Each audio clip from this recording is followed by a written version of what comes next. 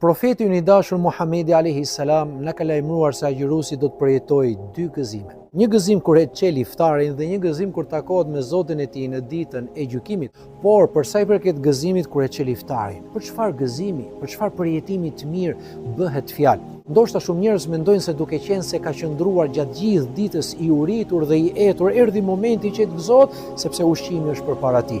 Jo, nuk është ky gëzimi i vërtet. Gëzimi i besimtarit, realiteti i vërtet i këtij hadithi profetik pejgamberit alayhi salam bën fjalë se besimtari ndjen në brendësinë e tij, Allahu i madhërisëm ja solli mbar, e mbylli këtë cikël adhurimi, e mbylli procesin e agjërimit me sukses. Është i gëzuar sepse që nga agimi e deri në mbrëmje duroi dhe sakrifikoi për hatër të Allahut xhelle xhelalu.